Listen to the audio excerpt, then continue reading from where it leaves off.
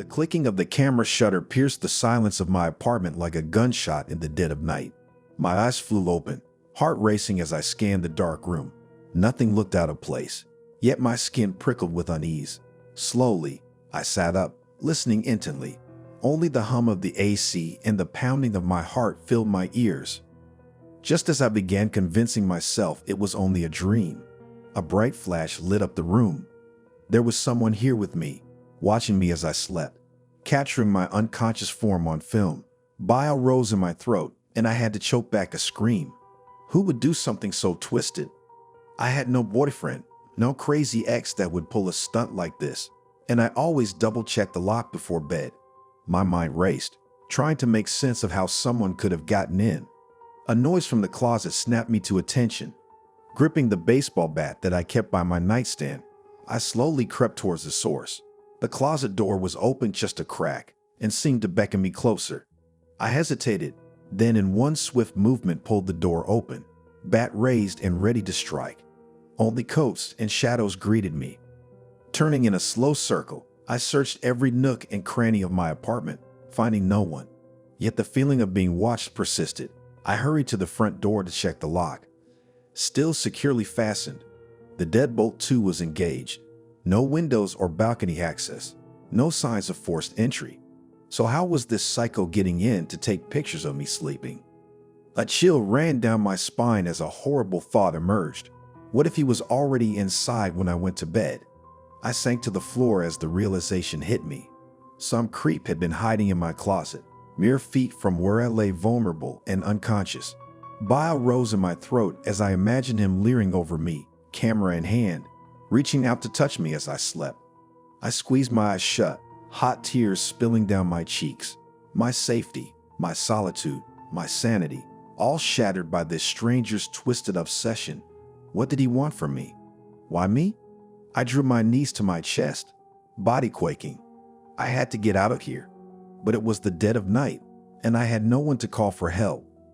Seeking comfort, I pulled out my phone and began scrolling through old pictures, photos of happier times before I lost my job and found myself isolated in this apartment that now felt like a prison cell. My finger froze as I spotted something that turned my blood to ice. A close-up shot of my face as I slept. Heart hammering, I scrolled further. Each photo more chilling than the last. Dozens of images of me unconscious, some zoomed in, some full body. Many featured a shadowy figure standing over me. I flung the phone away and scrambled back against the wall, a scream tearing from my lips. The violation I felt shook me to my core. This monster hadn't just broken in to take demented photos.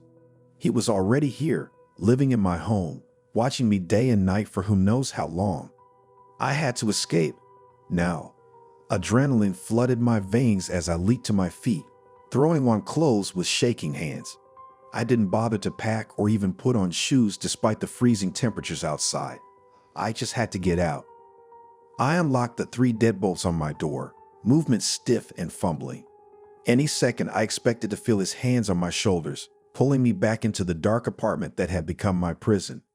But as I turned the handle and let the door swing open, nothing stopped me. I stumbled out into the hallway, breath coming in ratty gasps. At this late hour, the halls were empty, filled only with menacing shadows. I broke into a run, bare feet slapping against the cold, hard floor, still unsure if I was being pursued. I raced for the stairwell, taking the steps 2 at a time before bursting through the exit door. The rush of cold night air felt like salvation. I paused only for a second to look back towards the building that had become my own personal hell. What I saw made my heart stop. In a 4th-floor window, a silhouette stood staring down at me. My mind spun. Had he been there all along? Peering out over the unsuspecting city, bile rose in my throat as I realized he was never in the apartment with me. He didn't need to be, when he could simply watch my every move through the lens of a camera. I took off, running and slipping on icy sidewalks. I had to find help to escape the nightmarish violation of my life. As I fled into the unknown, tears streamed down my face, and a chilling mantra repeated in my mind. He's always watching, always watching, always watching. I was never the most organized person in the world, but I always prided myself on being a good mother. My 2 kids were my everything. On that fateful day, we found ourselves in a sprawling mall on the outskirts of our small town.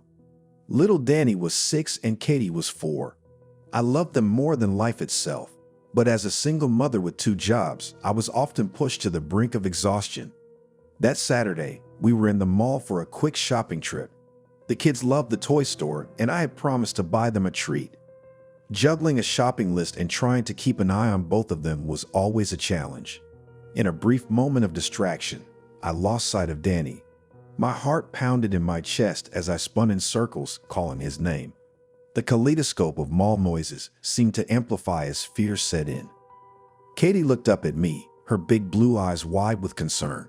"Where's Danny?" she asked. Her tiny voice seemed to echo my own internal panic. I retraced our steps, Katie clinging to my hand as we moved through the sea of people. The mall was buzzing with activity, the happy chatter, and laughter a cruel contrast to the rising fear inside me. I could barely breathe, my heart hammering so hard I could feel its echo in my ears. I'd never felt terror like this. It was a bone-chilling horror that washed over me like a wave, leaving me feeling numb and helpless. We finally reached the toy store, but there was no sign of Danny. I approached the sales clerk, my voice quivering as I described my lost son. He promised to make an announcement over the mall's intercom, and I clung to Katie, praying to hear Danny's giggling voice from behind some shelf. But there was silence. Hours passed. Mall security had been alerted, and they were looking for Danny. But with each passing moment, my hope dwindled. I felt paralyzed with fear, paranoia gnawing at my sanity. The mall, once a place of innocent enjoyment, now felt like a labyrinthine nightmare, its echoing corridors haunting my every step. The sun had started to set. The bright mall lights flickered eerily against the shiny floor tiles, casting long, monstrous shadows. I couldn't bear the thought of leaving without Danny, but staying was like an endless torture. Each moment felt like a physical blow, my heart took almost a tangible force. Just as despair threatened to consume me, a security guard approached, a serious expression on his face. My heart sank further, bracing for the worst, but instead, he held up a walkie-talkie. "There's been a report," he said.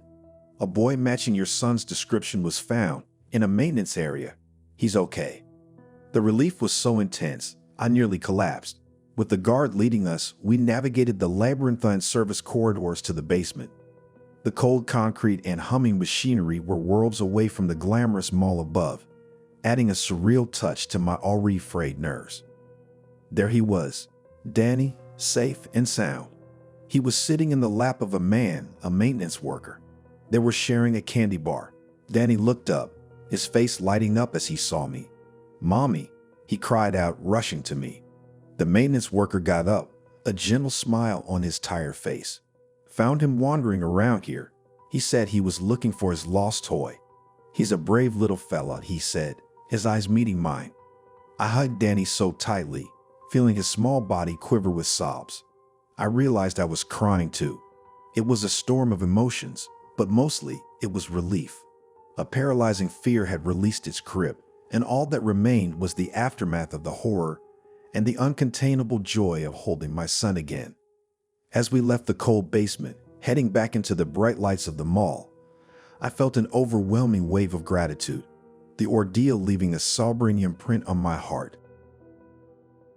The Christmas lights sparkled like tiny jewels against the stark winter sky as I, Sandra, single mother of 2, maneuvered my way through the bustling crowd at the shopping mall. My youngest Sammy was clutched firmly to my side, his mitten-clad hands secure in mine. David, my eldest, was somewhere in the throng, darting between people like a sparrow, disappearing, reappearing. He was always like that, free-spirited, independent. But that day, his spirit would plunge us into an abyss of paralyzing fear. The air was pregnant with holiday cheer, scented with gingerbread and peppermint, spiced with the excitement of the season. I remember the buzzing anxiety in my chest as I tried to keep an eye on David while keeping Sammy close. David had just darted around a corner when I felt Sammy tug at my sleeve. "Mommy, I need to go to the bathroom," he whined, hopping from foot to foot. My eyes flitted anxiously towards the corner David had disappeared around, then back to Sammy. "Okay, sweetie, let's find the bathroom," I relented, scanning the mall for signs. I reasoned that David would return to our last spot when he noticed I was missing. We found the restroom, and as Sammy did his business, I texted David to stay put. Emerging back into the crowd, I looked around for a mop of dark hair, a familiar coat, but David was nowhere in sight. A prickling sense of unease unfurled in my stomach, but I fought to keep my fear in check. I began to call out David's name, my voice wavering through the symphony of holiday noises. Each passing second layered my anxiety with a glaze of terror. After an hour of desperate searching, with Sammy clinging to me like a lifeline, I finally approached the mall security. They broadcast David's description over the PA system, his smiling face appearing on their screens. It was a horrifying tableau, a festive, bustling mall, a mother frantically searching a missing child. I felt an icy dread creeping up my spine, a sensation like chilling fingers brushing the back of my neck. The next hours were a blur of police, interrogations, and a desperation that sank its claws into my heart, pulling me into an abyss of dread. My tears felt like acid trails on my cheeks. The happy Christmas lights mocked my despair. Days turned into weeks. The holiday cheer deflated like a leaky balloon, leaving a grotesque parody of merriment in its wake. There were no leads, no clues, just a chilling void where my son used to be. The police worked tirelessly, but I could see the grim resignation in their eyes. It was the look of men and women who'd seen too many faces vanish, too many lives shattered. One evening, as I trudged through the eerily quiet mall, now a labyrinth of fear and desperation, I felt my phone buzz. A text from an unknown number with a video attachment. My heart thundered against my ribcage as I clicked on it. David, my boy, tied, terrified, but alive. Relief, terror, fury, and hope, all wrapped into one crushing wave, swelled in my chest. The grainy footage showed him in a nondescript room. No sign of his captor. The video ended with a chilling message in a distorted voice. "Give us what we want, and you get him back." But what did they want? Who were they? Questions swarmed in my mind like angry hornets. What happened next was a whirlwind. The police traced the number, but it was a burner phone. The video gave no clue to his location, but it gave me something vital: hope. My son was alive, and I would move heaven and earth to get him back. In a desperate attempt, we broadcasted a public plea on all major networks, offering a substantial reward for any information leading to David's safe return. Days rolled by in a torturous blur. Then, a breakthrough. An anonymous tip, a location. As I watched the SWAT team suit up, ready to storm the location, I felt a knot of fear, hope, and anticipation. In that frozen moment, time seemed to warp, stretching endlessly. Then, the world exploded into motion. Shouts, bangs, the sharp staccato of orders barked out. Then silence. A figure emerged from the doorway, a small, hunched figure. My heart hammered in my chest, my breath hitched, my world narrowed down to that one point. Mom. The weak but unmistakable voice of David reached my ears. I rushed forward, wrapping him into a bear hug, my tears soaking his dirty hair. The elation of having my boy back, the bone-crushing relief was unlike anything I'd ever experienced.